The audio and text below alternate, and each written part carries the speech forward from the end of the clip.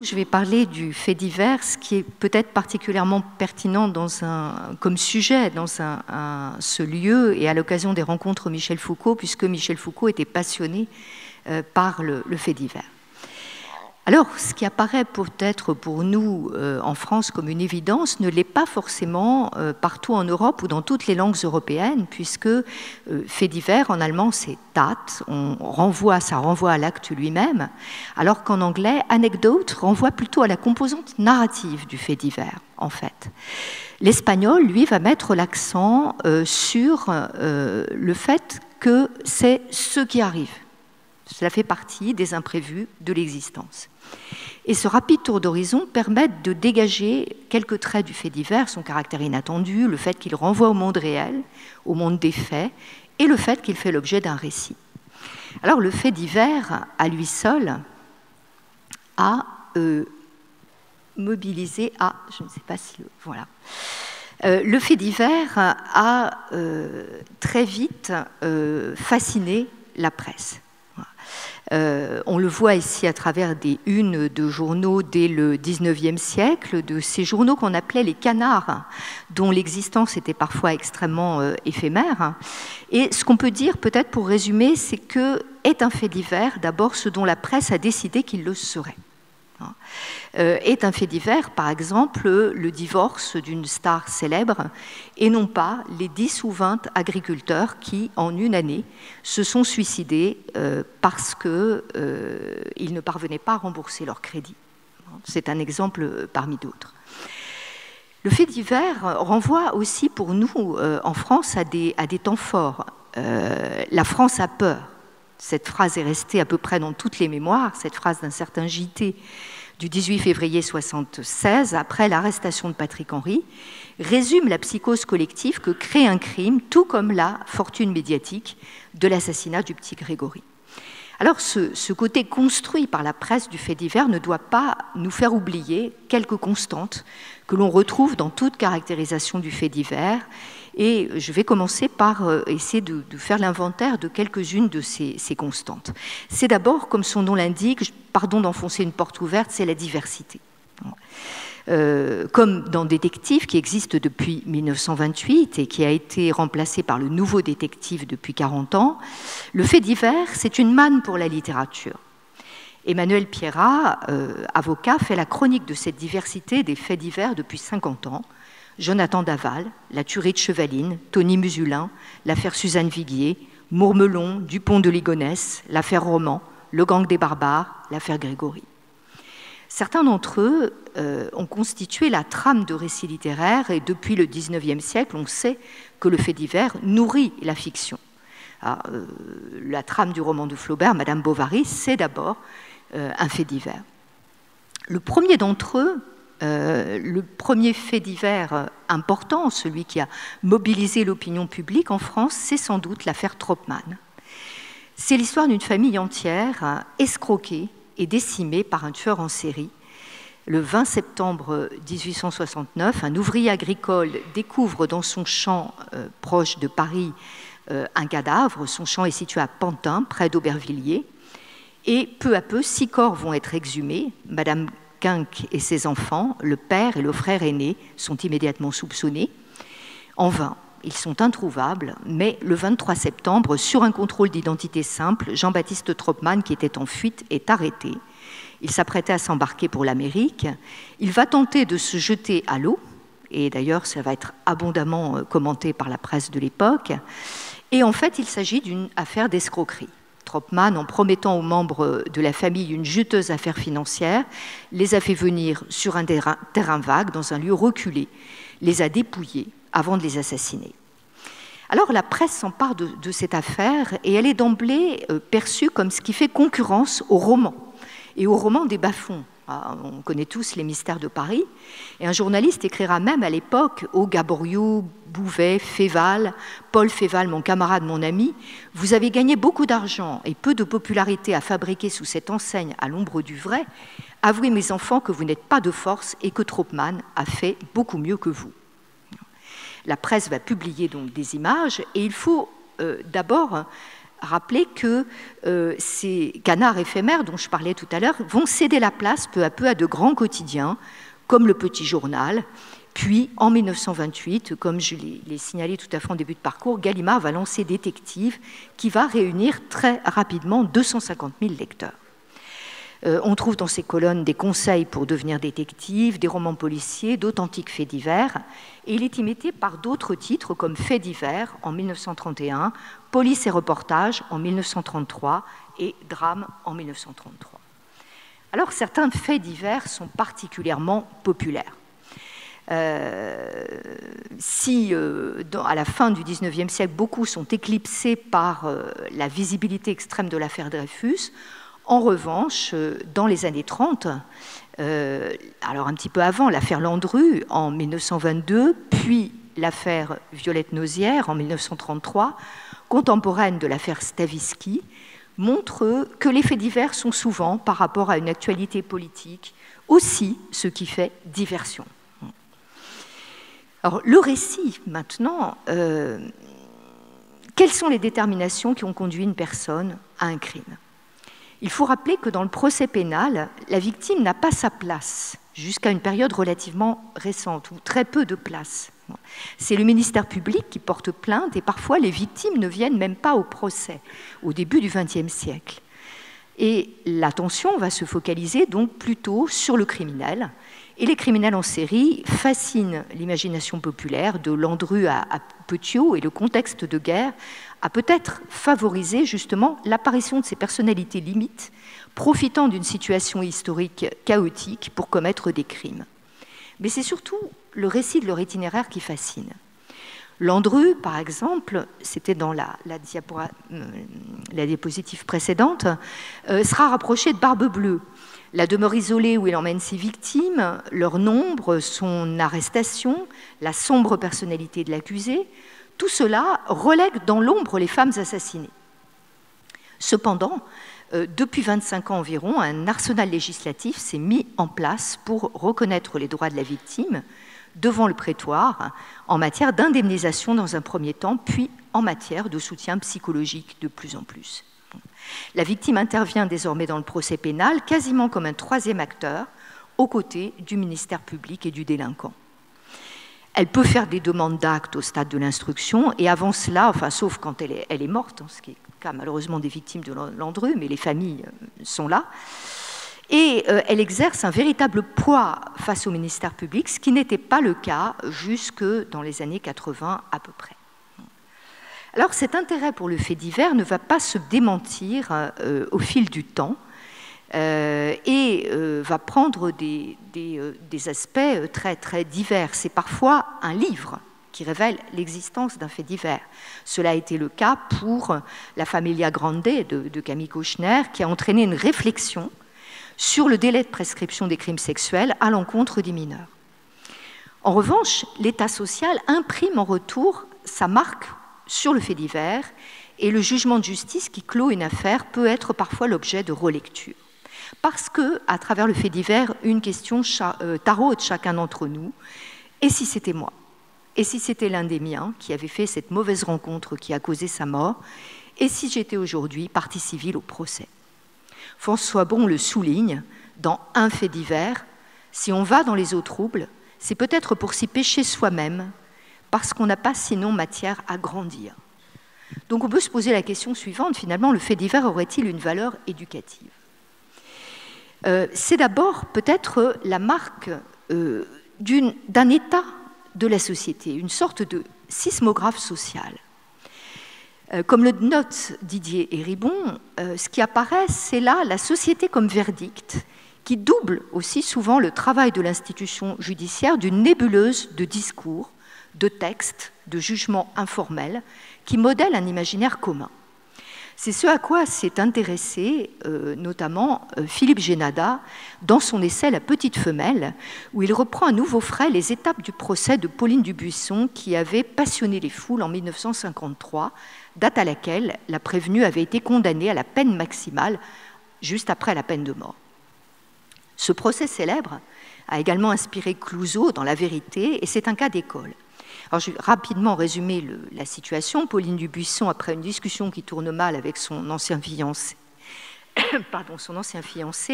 sort un revolver et le tue. Pauline Dubuisson est étudiante en médecine, ambitieuse et brillante, souhaitant exercer sa profession et non dépendre économiquement d'un homme.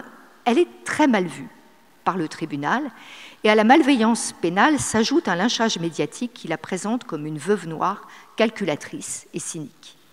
Dans les années 1928, Détective était un journal qui attirait des écrivains.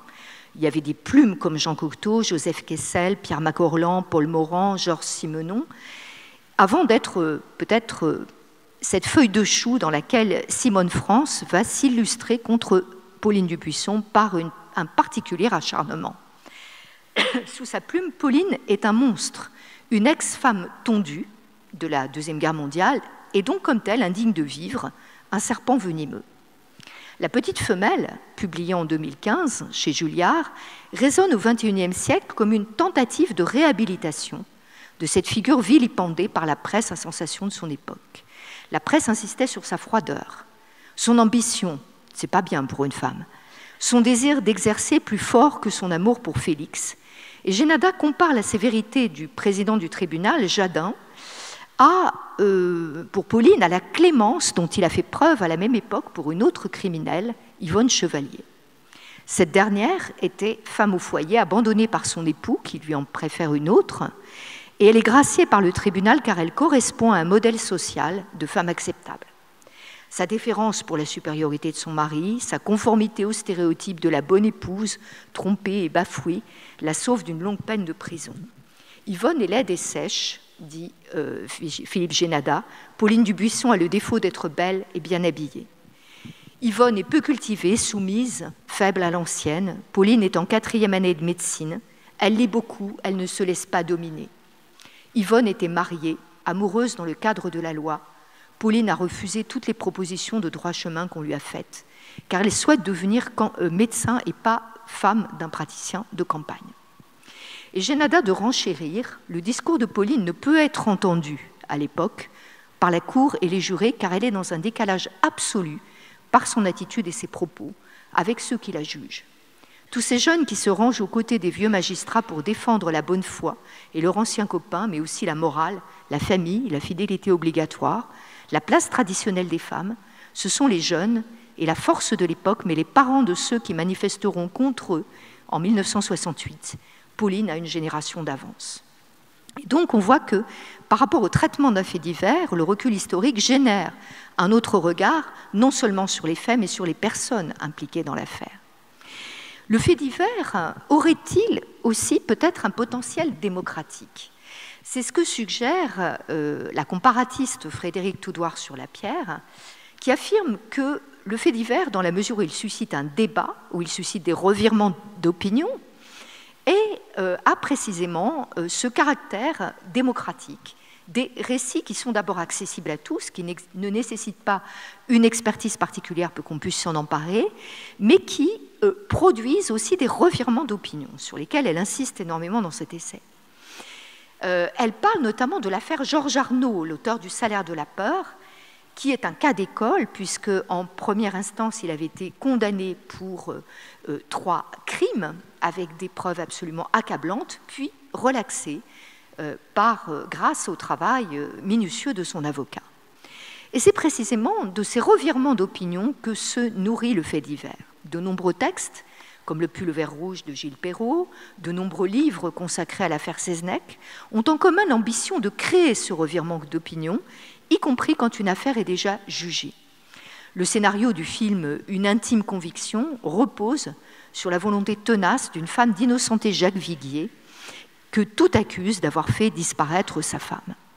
Or, c'est précisément la parole, le rôle de la parole dans un procès qui tente de faire changer les autres d'avis, cette rhétorique si dévaluée par Platon, qui est à l'œuvre dans l'échange contradictoire entre la partie civile et la défense, qui fera dire notamment à Dostoïevski qu'un procès, c'est toujours un mensonge contre un mensonge, d'où finira peut-être par sortir la vérité. Mais au-delà de ces remarques, il y a un intérêt éthique du fait divers. Et là, je voudrais prendre un nouvel exemple qui est très connu à la fois par la littérature et par l'actualité de l'époque, en 1959. Il s'agit d'un triple meurtre dans une petite ville du Kansas, chroniqué à l'époque par Truman Capote, envoyé par le New Yorker comme reporter pour étudier les répercussions de cet événement sur la population locale terrifiée et frappée d'horreur face à la brutalité des assassinats. Il se trouve sur place et rencontre Perry Smith et Richard Hickok qui sont arrêtés et qui avouent. Et à partir de ce moment, l'écrivain suit les deux criminels dans leur parcours judiciaire. Et alors que sans aucune ambiguïté, il est du côté des victimes, il se trouve tout à coup saisi de pitié pour l'un des deux malfrats. Perry Smith est l'enfant perdu pour qui le rêve américain n'a pas fonctionné, n'a pas tenu ses promesses. Et le procès va devenir alors une épreuve pour l'écrivain gagné par une empathie paradoxale pour l'un des meurtriers. Il les accompagnera jusqu'à leur exécution capitale par pendaison, se décrivant dans le roman de sang-froid issu de cette affaire comme un observateur, Dewey, qui a rencontré les prévenus dans leur prison. Et ce fait divers nous confronte dans ce cas, comme le dit d'ailleurs Frédéric Toudoir dans son essai, à une contradiction de nature éthique. L'écrivain condamne le crime, mais son intérêt le porte à tenter de comprendre le plus vulnérable des accusés et à éprouver pour lui une douloureuse pitié. Ce même malaise saisit Emmanuel Carrère dans L'Adversaire, quand dans L'Adversaire, il écrit la biographie de Jean-Claude Roman. Carrère sait qu'il ne peut qu'être perçu comme un ennemi par les parties civiles. Ainsi décrit-il la détresse de la mère de Florence au procès, la femme assassinée. Cette mère qu'il ne se sent pas le droit d'approcher parce qu'il est en train de parler, de raconter la vie de l'autre dans ce documentaire fiction qu'est L'Adversaire. J'aurais pu, dit-il, entendant les bras toucher son épaule, mais un abîme me séparait d'elle, ce qui n'était pas seulement l'intolérable intensité de sa souffrance. Ce n'est pas à elle et aux siens, ce n'est pas à propos d'elle et des siens que j'avais écrit, mais j'avais écrit sur celui qui avait détruit leur vie. C'est à lui que je croyais devoir des égards, parce que voulant raconter une histoire, je le considérais comme son histoire. C'était avec son avocat que je déjeunais. Pour eux, j'étais de l'autre côté. L'écrivain adopte ainsi nécessairement un point de vue. Et ce point de vue peut entrer en contradiction avec ses positions, ses convictions éthiques, et témoigner moins d'une fascination pour le crime que d'un désir de comprendre l'incompréhensible. Alors, ce qui nous intéresse, c'est sans doute l'axiologie à laquelle renvoie cette fascination pour le fait divers. Quelle est la posture de l'écrivain, de l'observation neutre à la haine pour le crime, en passant par une fascination peut-être pour le geste transgressif, qui a été celle d'ailleurs de Michel Foucault. Toutes les attitudes morales sont possibles. Au XIXe siècle, petit retour en arrière dans la chronologie, c'est Lombroso qui invente la figure du criminel né. Dans son essai « L'homme criminel » de 1876, où il traçait les traits physiologiques d'une prétendue prédisposition au crime. Alors que naît la police scientifique, Lombroso se livre à des études craniologiques et phrénologiques qui sont vraiment de la pseudo-science. Mais ce qui nous intéresse, c'est moins finalement cela que la manière dont le fait divers peut être relayé par des récits, par des écritures, et quelles sont les postures d'écrivains face aux faits divers. Alors, il y a d'abord ce que dit Roland Barthes du fait divers dans un article qui s'intitule « Structure du fait divers », qui est un article qui a été écrit dans les années 70 à peu près et qui est repris dans le recueil de ses essais. Il le définit avant tout comme ce qui n'entre dans aucune catégorie. Voici un assassinat. S'il est politique, c'est une information. S'il ne l'est pas, c'est un fait divers. Donc on migre d'une catégorie du journal à l'autre. Il définit ainsi le fait divers en bon structuraliste comme une architecture complète. Tout est dit, y compris sa causalité inexplicable. Quand la causalité n'est pas aberrante, on va se focaliser émotionnellement sur la victime, sur sa personnalité. Mais le fait divers peut aussi se caractériser par un décalage avec ce qu'on appelle en littérature un horizon d'attente du lecteur. Le faible, par exemple, met en déroute le fort. Une femme armée d'un tisonnier va mettre en fuite 3 voleurs qui tentaient de s'introduire dans sa propriété. Et c'est sur ce ressort que joue, par exemple, Didier de Nynx dans un petit texte qui s'intitule « Petit éloge du fait divers », lorsqu'il raconte d'ailleurs, à peine transformé, l'un des épisodes des Disparus de Mourmelon, avec pour conclusion un rebondissement surprenant, qui lui n'existe pas, je dirais, dans le fait divers tel qu'il a été relayé par la presse. Le tueur en série des autostoppeurs, victime d'une défaillance de son véhicule, est pris en stop, dans le récit de Didier de Nynx, à son tour, par un tueur en série, assassin et demi. Et donc, journaliste localier en Seine-Saint-Denis, Didier de Nynx a eu l'occasion d'expérimenter ce qu'était le fait divers, en quelque sorte en direct, puisqu'il a publié en 2008 quelques-unes des affaires qu'il a dû traiter, à laquelle il mêle des éléments de fiction. Alors, sur le rôle de la fiction, on pourrait peut-être parler des heures, mais je voudrais illustrer en fait le parti pris inverse qui a été celui d'Yvan Jablonka, qui traite dans un essai de 2015 l'affaire Laetitia Perret, un crime particulièrement horrible qui avait été commis pendant l'été, Laetitia ayant été assassinée par celui qui avait été son éphémère petit ami. Parti pris documentaire, donc, parce qu'il se demande quel est son objectif, se demande Jablonka, quel est mon objectif de sociologue, en me focalisant sur un fait divers particulièrement horrible et sordide. Est-ce que c'est du voyeurisme de mauvais aloi? Quelle est ma motivation? Au contraire, il voit dans le geste de raconter, de reprendre à zéro les événements, un hommage à la victime. Je le cite, « Il faut d'abord comprendre l'affaire, saisir les enjeux individuels et collectifs dans les domaines policiers, judiciaires, médiatiques, indiquer en quoi le fait divers est un symptôme, une sensibilité, un rapport aux normes, ensuite ouvrir l'affaire, montrer qu'on ne peut pas la réduire à un crime, qu'elle renvoie à quelque chose de plus large, éclairer un état de société, distinguer un moment, saisir de représentations, des discours, des conflits, enfin dissiper l'affaire, oublier la fin pour libérer la victime de sa mort, pour la restituer à elle-même. Au lieu de dédaigner le fait divers comme le symbole du mauvais goût populaire ou la marotte d'un journalisme dégradé, rappelons-en la potentialité démocratique. Il émeut les gens, mais surtout, il nous parle d'eux. Alors, là, dans sa neutralité apparente, le geste documentaire se présente en fait comme un hommage, comme la marque d'un respect de la vie, d'une vie envisagée en fait au-delà de sa fin horrible, dans une perspective plus large et d'une dignité redonnée à cette jeune femme dont on ne sait, à un autre moment du texte, il commente la manière dont les analyses médico-légales commentent le corps de Laetitia. Rupture de l'appareil ostéocartilagineux. Et dit-il, c'est horrible, c'est tout simplement un étranglement. Mais que nous dit ce vocabulaire de la manière dont on considère la personne, l'être vivant?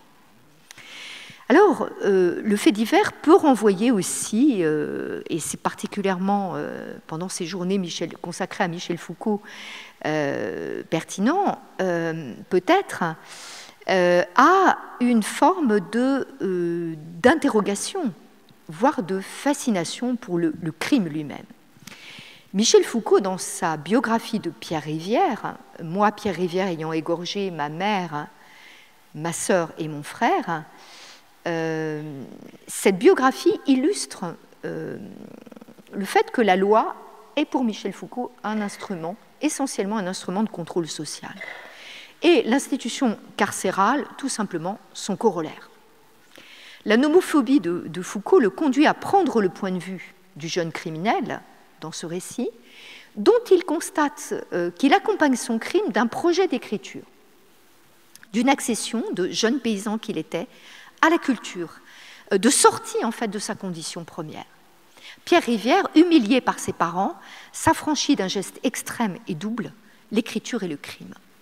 Et Michel Foucault s'émerveille de ce qu'il nomme le nom de ces instruments qui sont à la fois inventés par Pierre Rivière, des mots fabriqués, des instruments qui lancent des flèches, des armes à frapper les nuages et les oiseaux, des noms forgés qui apportent la mort et qui clouent les bêtes sur les arbres. Nommer, c'est tuer. Michel Foucault est fasciné par Pierre Rivière parce qu'il voit en lui une représentation indirecte aussi de son propre travail.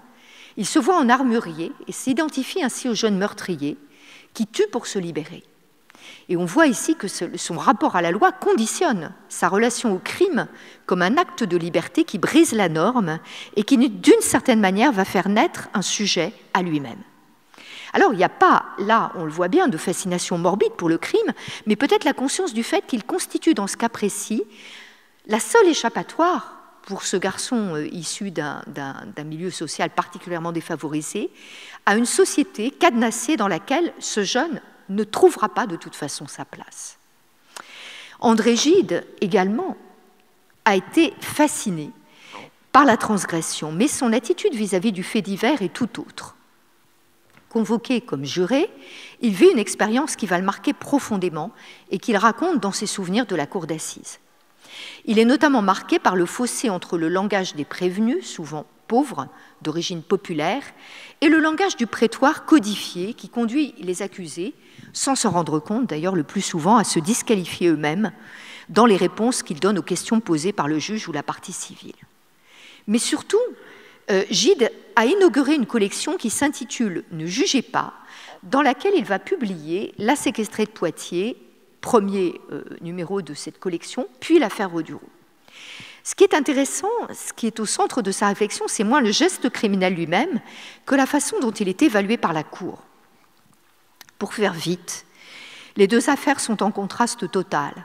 Indulgence extrême pour la famille de la séquestrée, qui est victime d'une famille catholique hypocrite, qui a été vraisemblablement enfermée par crainte du scandale. Peut-être la jeune femme était-elle enceinte, on ne sait pas.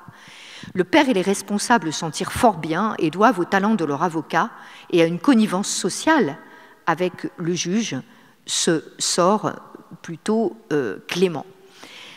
Gide dénonce. Comment peuvent-ils s'en sortir aussi bien ?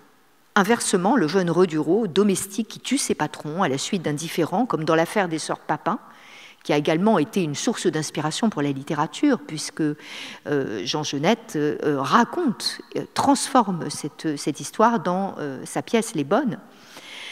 Justice de classe, dirait-on aujourd'hui.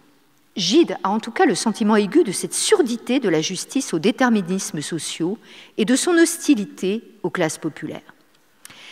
Mais le fait divers peut être aussi lu en juriste par un juriste.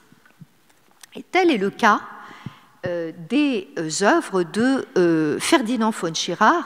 Alors d'abord un petit détour par l'histoire. Ce nom vous dit peut-être quelque chose et un souvenir plutôt triste dans l'histoire de l'Europe, puisque Baldur von Schirach était le responsable des jeunesses hitlériennes sous le Troisième Reich.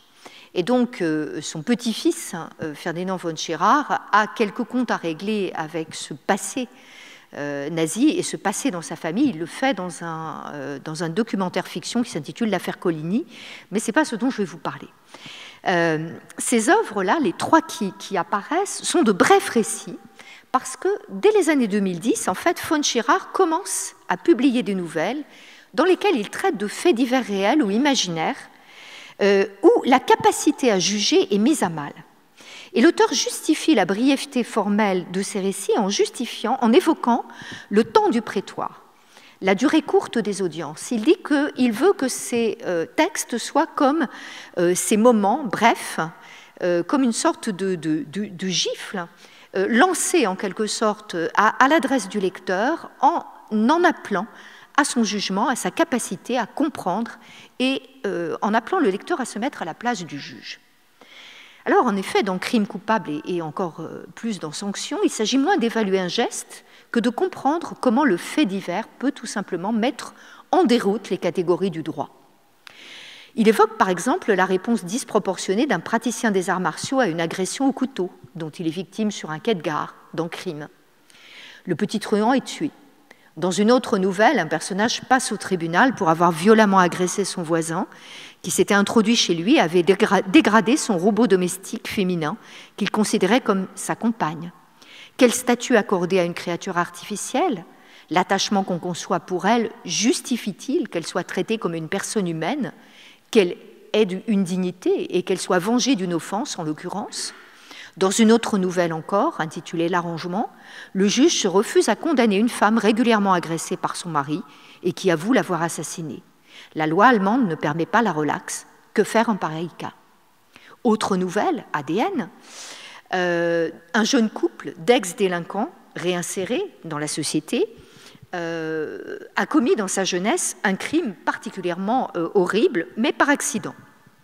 Or, lors d'un contrôle routier, leur ADN est prélevé, et alors qu'ils sont sur la voie de la réhabilitation, ils se rendent compte qu'ils vont être convoqués et inculpés pour cette affaire. Ils se donnent la mort, tous les deux, laissant leur enfant orphelin.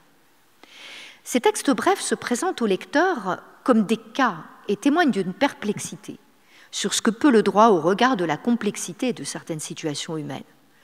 Dans certaines nouvelles, c'est une justice immanente qui s'exprime notamment dans le dernier des 3 textes, Sanctions, lorsqu'une femme humiliée et rabaissée, frappée également par son mari, laisse choir un collier de perles qu'il destinait à sa maîtresse. Celui-ci glisse sur les perles et devient tétraplégique. La relation de dépendance s'inverse. Que se passe-t-il lorsque, dans une autre nouvelle, en cours de passage à tabac, un agresseur change d'avis et épargne la victime? Que peut faire le juge? C'est en juriste que von Schirach aborde le fait divers avec le regard de l'avocat et un scepticisme sur ce que peut, en certains cas, l'institution au regard de la réalité. La qualification juridique, dit-il, c'est peut-être le propos implicite de ces nouvelles, est une sorte de lit de Procuste sur lequel il est impossible de faire entrer toutes les affaires et qui laisse entière la complexité de la vie. Alors, en conclusion, peut-être à une période décrite par les théoriciens de la littérature contemporaine comme l'âge de l'enquête, pour reprendre une expression de Laurent Demans, enquête sociale, enquête juridique, enquête anthropologique, que nous enseigne le fait divers? Et surtout, comment expliquer ce retour du fait divers dans la littérature et la sociologie contemporaine et cet engouement renouvelé? Alors, je vais hasarder une hypothèse, c'est que la postmodernité se caractérise, disait Lyotard, dès les années 80, comme une absence de grands récits communs, de grands récits collectifs, d'une croyance centrale qui, en quelque sorte, nous unirait, nous rassemblerait. Mais la multiplicité des petits récits, c'est aussi celle des formes de vie, de choix de vie qui sont parfois surprenants. Bruno Blankmann décrit les écrivains qui s'intéressent aux faits divers, non pas comme des écrivains engagés, à la manière de Jean-Paul Sartre, mais comme des écrivains impliqués. Et peut-être cette attention à ce qui arrive serait alors, pour nous, une nouvelle modalité d'être présent au monde, comme l'écrivain l'est aux faits divers. Voilà, merci.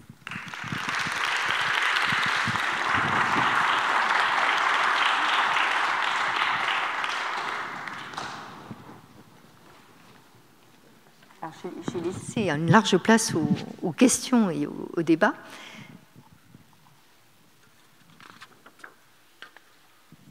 Oui. Bonjour, merci. Est-ce qu'à travers la littérature, il y a des faits divers qui sont préférentiellement traités selon les époques? Ou est-ce que la diversité des faits divers se retrouve dans toutes les époques? C'est-à-dire, est-ce qu'on traite les mêmes faits divers au 19e, au 20e, enfin, peut-être au 18e, ça commence tout juste. Alors, en fait, c'est une question compliquée, mais ce qu'on peut dire, en tout cas, c'est que ce qui a fasciné assez constamment la littérature, c'est, je dirais, le fait divers domestique. Dans la mesure où il touche vraiment l'intime, le privé.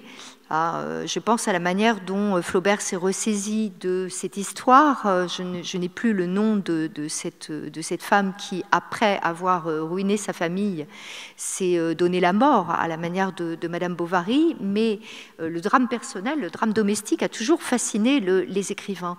Ce qui fascine aussi, c'est la capacité par exemple dans le cas des criminels en série, à être criminel, j'allais dire, dans la durée. Landru a particulièrement fasciné les écrivains. Pourquoi? Parce qu'il ne se fait pas prendre pendant très très longtemps. Donc cette capacité du criminel à échapper à la justice est aussi une source d'inspiration pour l'écrivain. Et puis, troisième source d'inspiration peut-être, et là c'est davantage le XXe siècle qui me semble impliqué, c'est l'écriture-réhabilitation. On l'a vu dans ma présentation à travers l'affaire Dubuisson, mais par exemple le pullover rouge de Gilles Perrault, c'est une réflexion sur un indice qui a été peut-être sous-estimé par la Cour au moment de l'affaire et qui n'a pas permis, qui a fait que le nom du prévenu m'échappe, je suis désolée. Pardon ?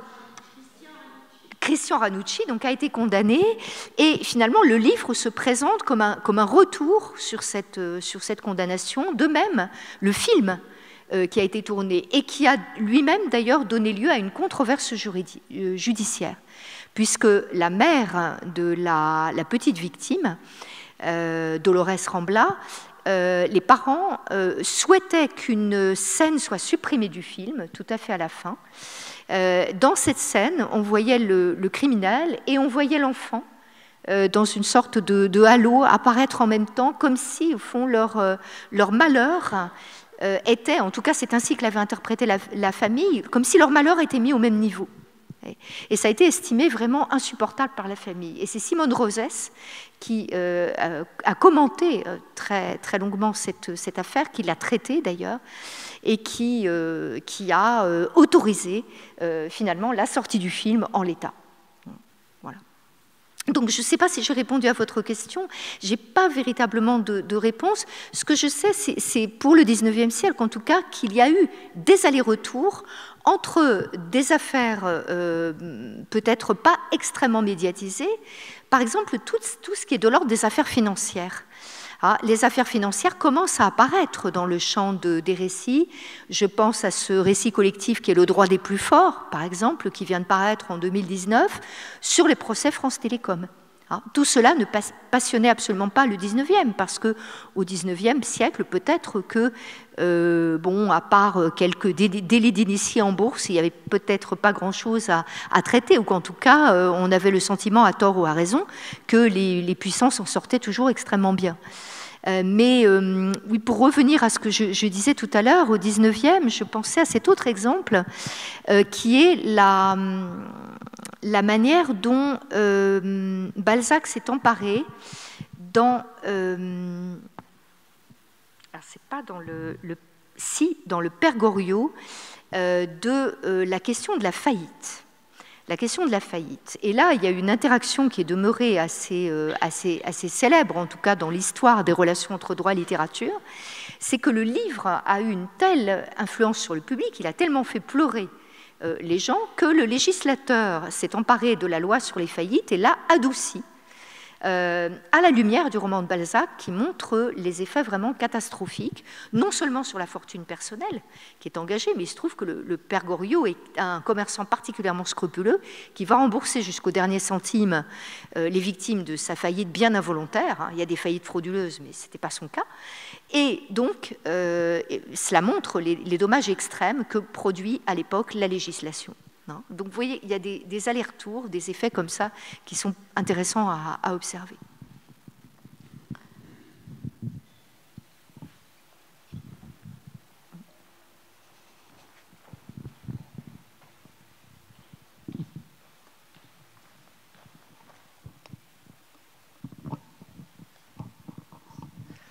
Rebonjour. J'avais une question davantage sur les faits divers en général. On voit qu'il y a une certaine popularité des faits divers et que vous l'avez bien mentionné, c'est que cette popularité, elle n'est pas récente. Avec justement la publication de faits divers dans les journaux. Et plus récemment, on a la multiplication notamment de documentaires, de séries documentaires, je pense à Netflix, qui capitalise énormément sur les séries documentaires traitant de faits divers, principalement sur les crimes, et notamment sur ce qu'on a appelé jusqu'à très récemment les crimes passionnels, ce qu'on appelle maintenant de manière beaucoup plus juste les féminicides. Ma question, c'était surtout de savoir si finalement cette passion pour les faits divers n'était pas finalement le résultat d'un voyeurisme qui est inhérent à la personne humaine, et l'idée qu'on puisse se dire que quelque part en nous, on a cette part d'ombre, que ça pourrait, non seulement la victime pourrait être nous ou un membre de notre famille, mais aussi les personnes qu'on croise dans la rue, les personnes qu'on connaît pourraient également aussi être les criminels, et surtout l'idée qui est souvent présente quand on voit les faits divers, c'est que c'était souvent un monsieur tout le monde, une madame tout le monde, qui ne faisait pas de vagues, qui était apprécié de tous, qui était connu de manière favorable par ses voisins. Est-ce que quelque part, voilà, ça ne traduit pas aussi ce caractère très sombre qui existe dans la personne humaine, qu'on nie finalement et qu'on cherche à retrouver dans ces faits divers? Alors, c'est une question très, très intéressante, et on retrouve là, dans cette sorte de psychose collective, par rapport au monsieur tout le monde qui tout à coup peut se transformer en Mr. Jekyll et Mr. Hyde, en une toute autre personne, cette idée-là. On retrouve le faut se méfier de Zazie, dans Zazie dans le métro.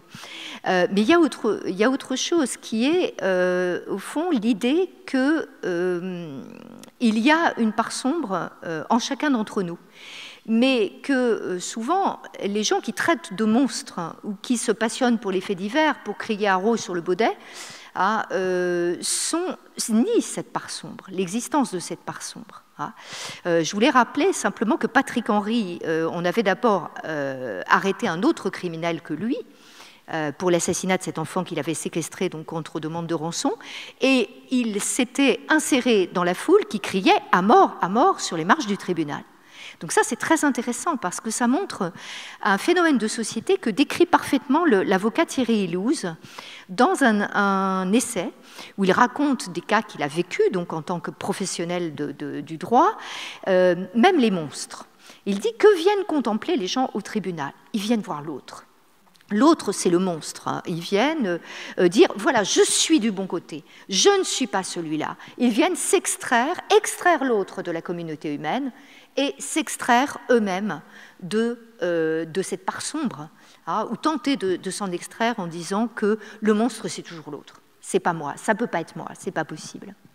Et donc cette composante voyeuriste, bien sûr, elle existe, mais elle est tout simplement la négation de la complexité humaine. Elle est la négation du fait aussi qu'en démocratie, on respecte même les monstres.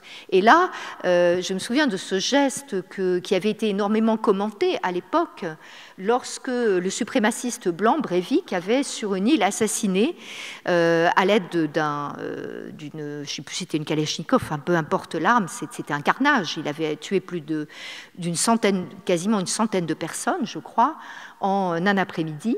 Et il arrive au tribunal et le président du tribunal se lève et va lui serrer la main. Cette image a beaucoup fait couler d'encre, mais d'une certaine manière, c'est réaffirmé que tout le monde a droit à un procès équitable, c'est réaffirmer non pas la présomption d'innocence, puisque là, il n'y en avait pas, de fait, mais l'idée que, au fond, dire que l'autre est un monstre, faire preuve de cette sorte de voyeurisme, c'est tenter de s'extraire au fond de ce qu'on condamne, c'est tenter de nier en soi-même cette part d'inconnu. Voilà.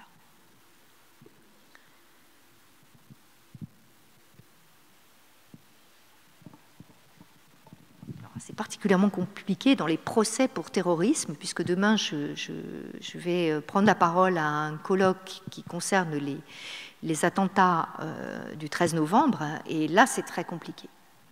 Là c'est vraiment dans ces contextes-là. Et la parole de l'écrivain est aussi très compliquée. Merci beaucoup. Merci beaucoup Christine pour cette intervention hyper enrichissante et qui nous a tous amenés à réfléchir autour du fait divers. J'ai assisté à d'autres conférences cette semaine sur ce sujet, donc j'en viens toujours à me poser la question de savoir si on peut définir le fait divers, et j'ai quand même un peu la sensation que le fait divers c'est l'auberge espagnole. C'est tout ce qu'on y met parce qu'on ne peut pas le qualifier autrement, ou alors quand on le qualifie autrement, il prend une autre ampleur, et moi j'ai l'impression que parmi ou dans tous ces faits divers, celui qui va finir par sortir un peu de cette auberge, c'est celui qui va être traité par la justice, et pas par n'importe quelle justice, parce que la justice des cols blancs, comme tu le disais tout à l'heure, elle n'intéresse pas grand monde en fait, et puis il y a une certaine clémence évidemment qui leur est accordée, mais par contre la justice pénale, celle-là, comme elle est révélatrice de la comédie humaine, et que chacun effectivement peut s'y retrouver, soit en jugeant très durement et en disant jamais de la vie moi j'aurais été ce criminel, ou au contraire peut-être que j'aurais quand même flirté avec ce criminel. Est-ce que c'est pas celui-là qui sort du lot et qui retient l'attention pour faire diversion, comme tu le disais tout à l'heure, parce que c'est aussi je trouve intéressant de se dire que finalement le fait divers c'est celui qui fait diversion pour que l'attention réelle et sur les vrais problèmes ne se porte pas vraiment. Oui. Souvent, c'est vrai que dans l'actualité politique, quand les gouvernements étaient gênés par une situation, les faits divers ont été montés en épingle. Mais en effet, puisqu'on parlait des attentats à l'instant, les attentats, c'est pas un fait divers, c'est de l'actualité politique. Donc on voit très vite comment le crime peut basculer d'une catégorie à l'autre. Et puis, d'autre part, je ne suis pas certaine que ça intéresse, d'ailleurs, de moins en moins, les gens se désintéressent de la criminalité en col blanc. Et je parlais tout à l'heure avec Anne de ce fait divers terrible qui a été au Canada, l'affaire Mégantic. L'affaire Mégantic, je ne sais pas si ça évoque pour vous quelque chose, c'est le fait que c'est l'histoire d'un train qui transportait des hydrocarbures qui venaient des États-Unis, et ce tronçon de ligne était particulièrement peu rentable pour la compagnie, qui choisit de l'exploiter en gagnant un petit peu plus d'argent. Donc il y avait un mécanicien, un chauffeur et puis quelqu'un chargé de la cargaison. On dit 3 personnes, ça fait trop, one man crew. Donc on met simplement un type à la conduite de la locomotive. Le machiniste sonne l'alarme en disant que la locomotive est en mauvais état, les voies aussi. Il arrête le train en haut d'une côte qui ensuite dévale vers la petite ville de lac Mégantic et livre le pétrole où il doit le livrer. Il ne le livre jamais parce que les freins se desserrent dans la nuit. Et une bombe dévale littéralement, arrive dans la ville au moment où tout le monde est aux terrasses en train de prendre l'apéritif, 50 morts. Et donc là, on est au-delà du fait divers, je dirais. Alors, c'est pas seulement une question, c'est pas seulement un problème de nature quantitative. Je crois que ce qui intéresse en fait, ce qui nous intéresse, ce qui fait qu'on sort de la rubrique des faits divers pour passer dans une autre dimension, c'est peut-être ce que je disais au début, c'est-à-dire le fait que ça soit le sismographe d'une société. Qu'est-ce que c'est là en l'occurrence ? Parce que d'abord la compagnie a voulu bien sûr étouffer l'affaire. Alors aujourd'hui l'affaire a été tellement étouffée que ça donne lieu à une série qui s'appelle Lac Mégantic et que tous les Canadiens peuvent voir sur leurs écrans.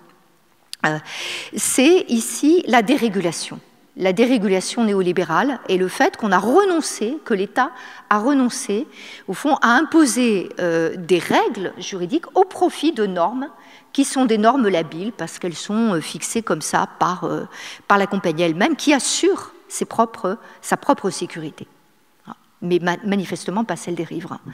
Donc ici, d'une certaine façon, je crois que le fait divers, l'intérêt qu'il suscite, le fait qu'il sorte précisément de cette catégorie, en général en dernière page du journal, pour venir en tête, c'est ça, c'est quand il exprime un état de la société qui est de nature à nous inquiéter, qui est de nature à nous dire, bon ben là, voilà, on a une limite, on a franchi une limite. Il est intéressant, d'ailleurs, on parlait tout à l'heure des crimes de femmes. Ce sont les crimes de femmes qui ont été médiatisés dans des années 50 aux années 70. Pauline Dubuisson, puis Nicole Gérard dans les années 70, plus récemment Jacqueline Sauvage, au XXIe siècle. Les féminicides, il y en a eu tellement que c'est même pas dans la rubrique des faits divers. On ne les compte plus. Enfin, si, on les compte maintenant. Sur les murs, chaque année, environ 120 femmes décèdent sous les coups de leurs compagnons. Donc voilà, je ne sais pas si j'ai répondu à ta question, mais je pense que c'est ça, c'est-à-dire à partir du moment où un événement devient le signe d'un malaise social, de quelque chose, d'une situation à laquelle il est possible ou pas d'ailleurs de remédier, c'est à ce moment-là qu'il nous interpelle et qu'il va venir sur le devant de la scène d'une façon ou d'une autre, parce qu'il est commenté politiquement, ou bien parce qu'un artiste, un écrivain, un vidéaste, un cinéaste s'en empare et va en faire le symbole d'une dérive sociale. Toute dernière question, la toute dernière.